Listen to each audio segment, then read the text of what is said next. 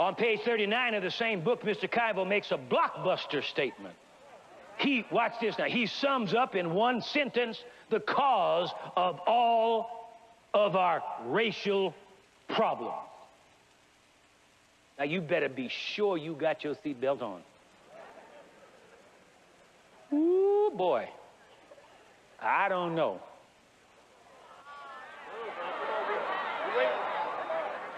Listen to this. We live in a society where we don't understand what the game we're playing in, and we're losing. We don't understand the game because we haven't been taught the game. We don't even understand something simple like racism. I keep telling black folk what racism is. I go around the world and I ask blacks in various countries. I say, two people stand up any place in the room, I'll give you $1,000 if you can tell me what racism is. I've never ever had one that knew what racism was. Never had one. I said, what is racism? He said, well, it's bigotry, it's hatred, it's not getting along with people, it's bias, it's discrimination. All that wrong, wrong, wrong, wrong.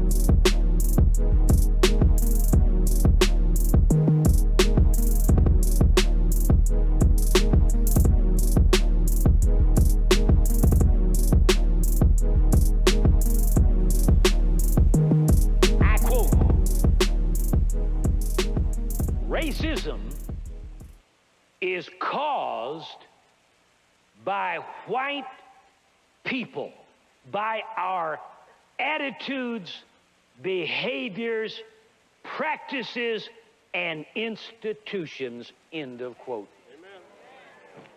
Whoop, there it is. Racism has nothing to do with getting along with people and liking people. Racism is a competitive relationship between groups of people who are competing for the ownership and control of resources, wealth, and power. That's what racism is. Racism never existed on the earth until the 1500s, when all of a sudden 9 European nations decided to use black labor, black bodies, and black wealth out of Africa to get in a race. After Columbus had discovered America, supposedly, in quotes, in 1495, all of a sudden they're going to rush to redevelop the Western world. So all these countries were in a race, a contest, competing to see who can develop North America, Central America, and Latin America. It was a race. It was a race, and everybody was in the race but black folk. Black folk never participated in the race. You were the prize, the boot, the loot that they used to empower themselves. See, they were buying blacks in Africa on a typical for $15 to $20 a piece. And they established a thing called a profit margin, a 15% return on investment, 1,500% return. So they were selling for $400 and $500. They got into the United States and to other countries. And that's why the whole banking system started off of slavery in Portugal. Again, and the whole system of capitalism started off of black slavery. Before that was mercantilism. The whole concept that you all are playing in with promotions and what's called marketing development came out of black slavery. And it was designed not for you to profit, but for others to profit. Everybody was profiting initially except you, and it has not changed. And so when I look at your program, and it says that you are marketing developers. Marketing developers. I would say marketing means going into any environment, a site, a geographical area, and promoting a product or a service or a good to get an equal value for it. You're marketing, but it also stipulates in there that to be a marketer, you must have a market. So I ask black folk, where are your markets? Where are your markets? Where is the black market? And they said, well, Dr. Ellis, we got a black market. Where is it? They said, well, it's all over the United States. And that's how much you get. We got a $650 billion black market. And that's a lot of money. Wrong, it's not. It is not a lot of money. It's only a lot of money when it's aggregated. Scattered through the integration process, your money is nothing. It is chump change. because we don't plan to have power. That's why we continue to integrate and scatter our money and then brag about how much money we got. And then we come up with magazines and research to tell everybody where to go get our money and how to get it. Nobody else is that foolish but us. You got to have a license to be that stupid to do those kind of games. You don't tell people how to come into your market and how to sell to your people and take your money and your economy out. That's called a capital drain. We live in a world that runs on money. That's all. But the problem that black people have is that we are the poorest people in the world. And there's a simple reason for that. Because we do not have our own businesses. Now, we've been fed a lie for the last 150 years since we were migrated off of the plantations. The lie that we have been fed is that money doesn't matter, not where we're concerned. Now, for everybody else, money matters, but for black people, there's something more important than money. That's what we've been told. We've been told that we need to focus on education. We need to focus on civil rights. We need to focus on integration or our lack of proper religion. That's what we have been told. But the simple truth is that if you don't own businesses, you're not a producer. In reality, you're not truly a consumer. You're also the one being consumed. You've been bamboozled.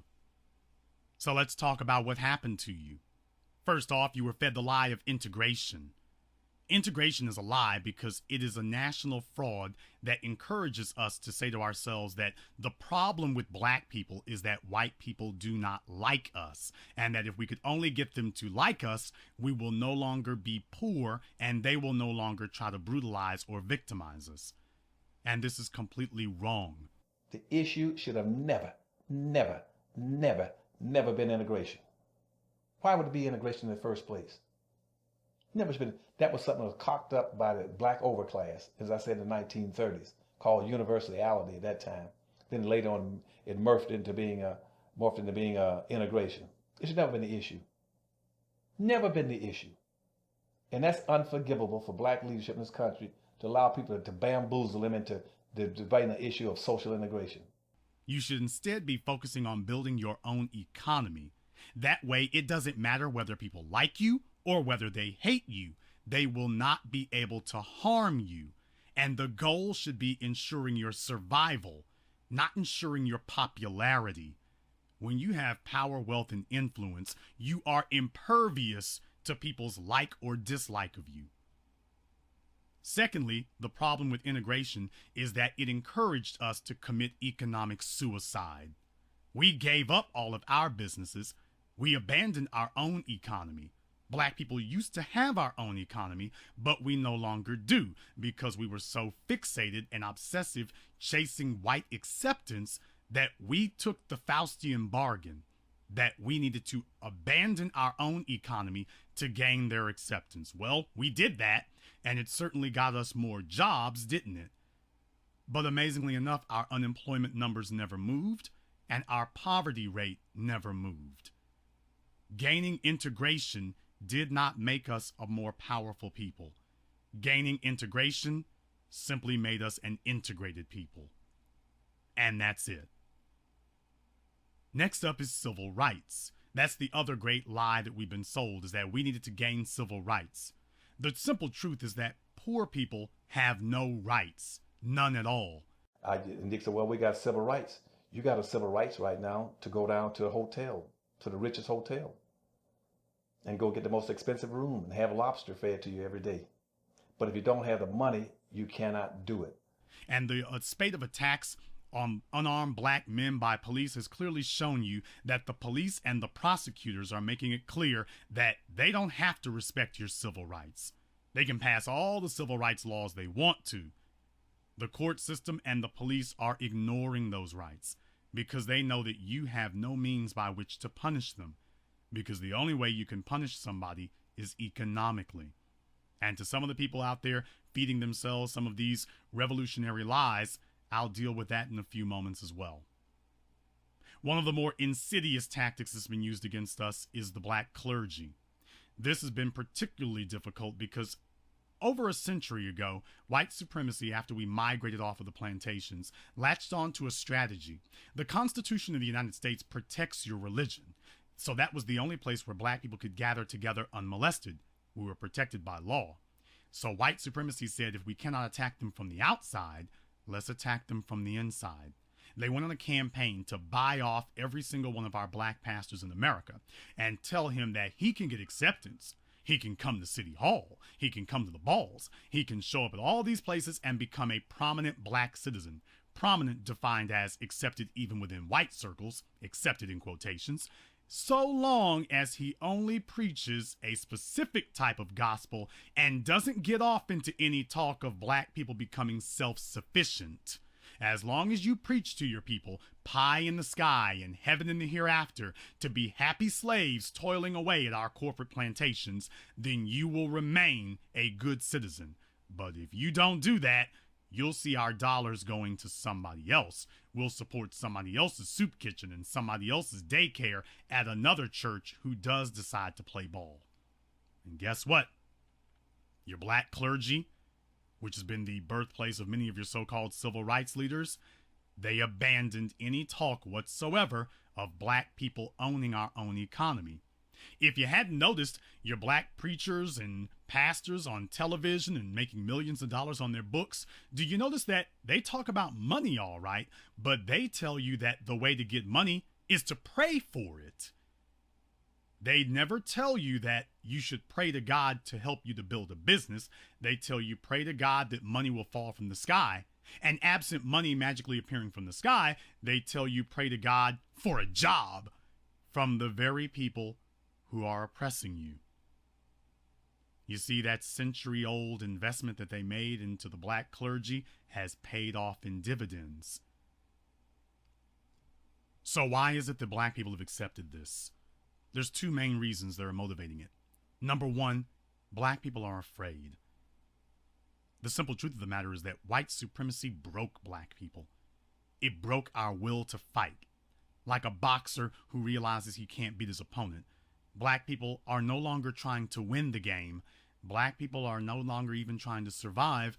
They're just trying to exist at this point and hoping that today will not be the day that Darren Wilson or Daniel Pantaleo shows up for them.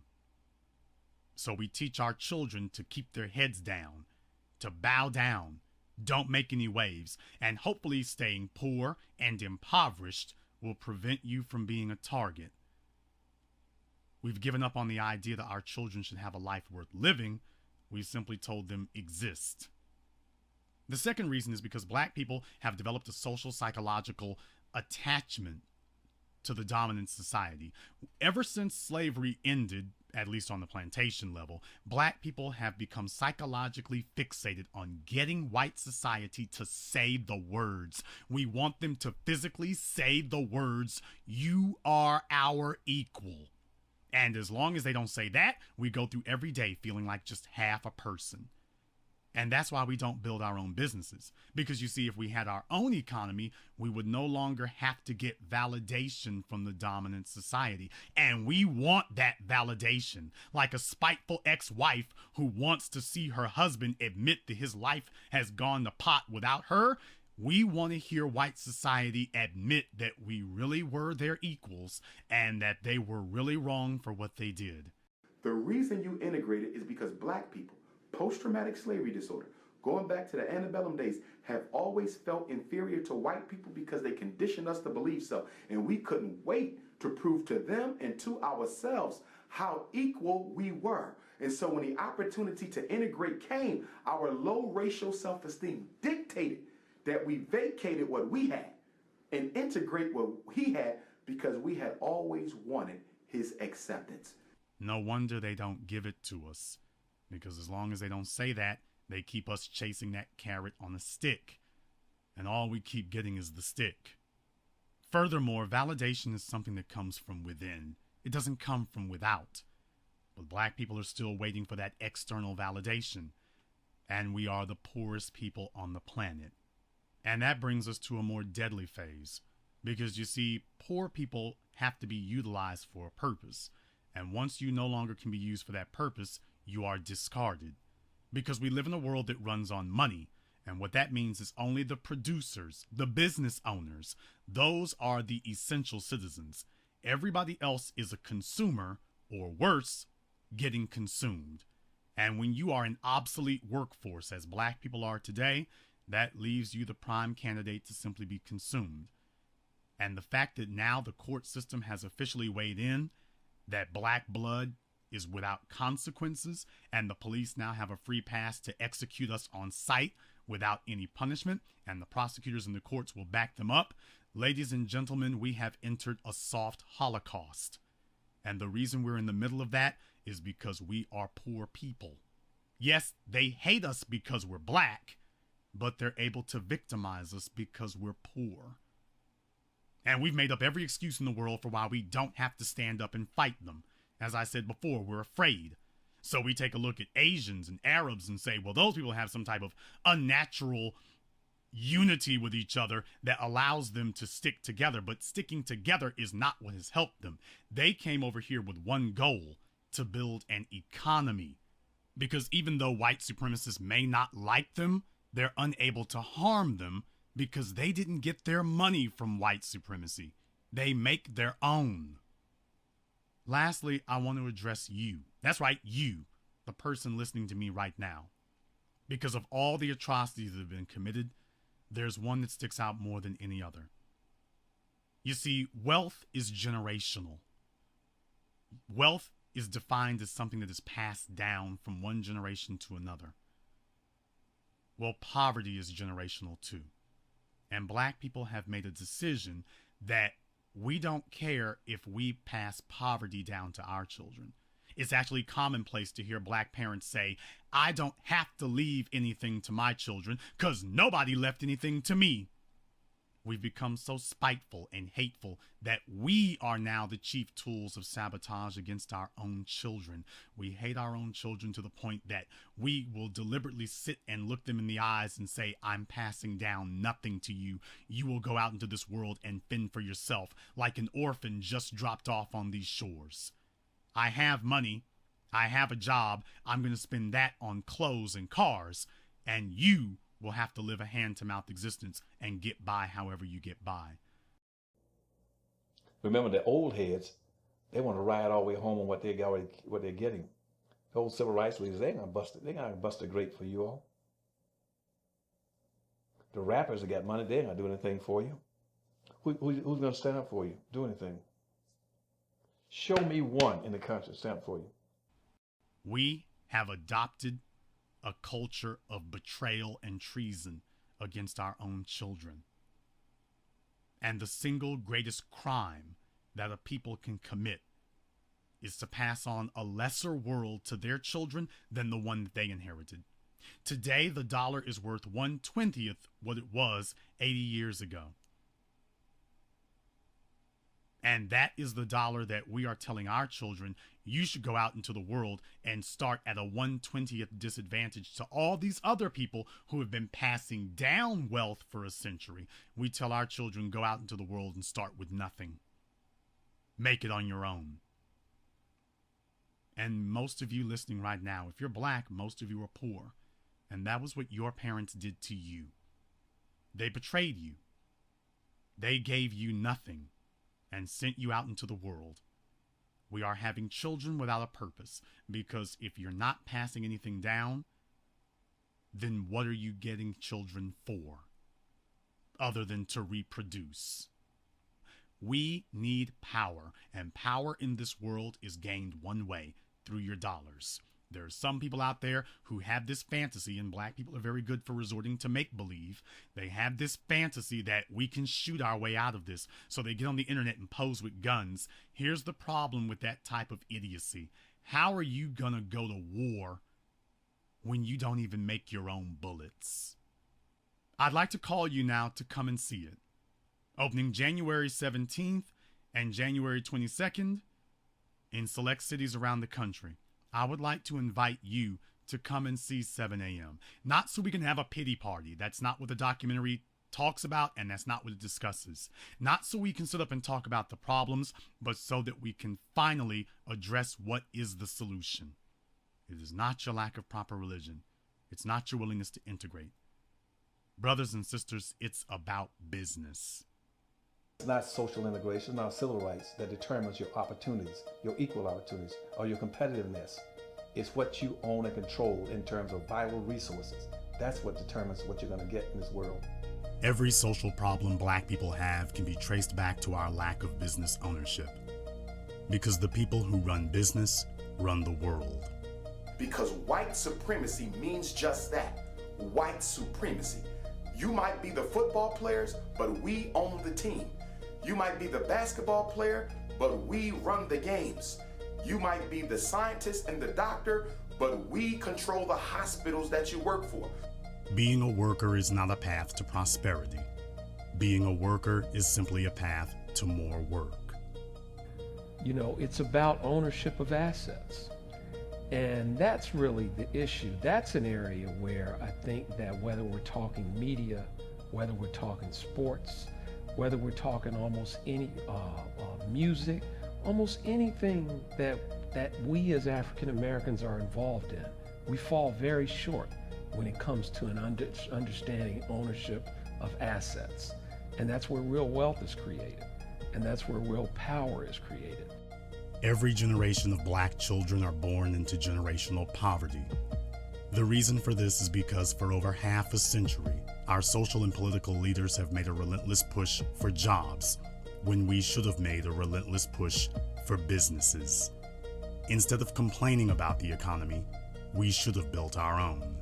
We're where we are today because we have the entrepreneurial spirit has been taken away from us. It's time someone told the truth. While the rest of the world is squandering their money on tennis shoes and rap stars, let's show them what we stand for. I told people, I said, I think if you want to start a movement, something simple is don't buy nothing for Christmas. Let's shut it down. This is the biggest buying season. Don't buy nothing. And then people say, well, why not shop in black stores? But I said, you can shop in black stores, but those are still not black products. Again, you must make. I said it. You must make your own products, distribute them, then buy them. Our money, America is controlled by capitalism. And if we mess with their capital, then we mess with how they live. We have to spend different. But just like most people, the first thing that I said about Christmas, they said, well, what about our children? We don't want our children to be unhappy, but you want your kids to die out in the streets. I think everybody in America knows about the game called Monopoly. Anybody ever play Monopoly? Raise your hand. If you know anything about Monopoly, every player starts out with $1,500. Well, I wanted to play the advocate, the black advocate. So we played Monopoly the other night, and I didn't take any money. I wanted to take the place of the slaves that were emancipated in 1865, who did not get the 40 acres or the mule. And so I took nothing. Now, I survived for a few times around the board, but I couldn't buy nothing.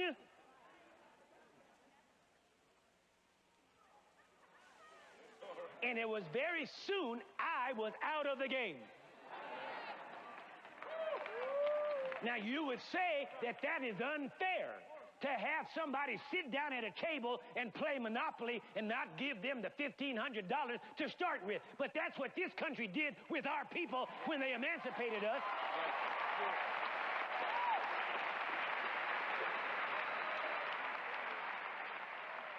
We're born in a country where others have so much, and yet you've had to work with so little.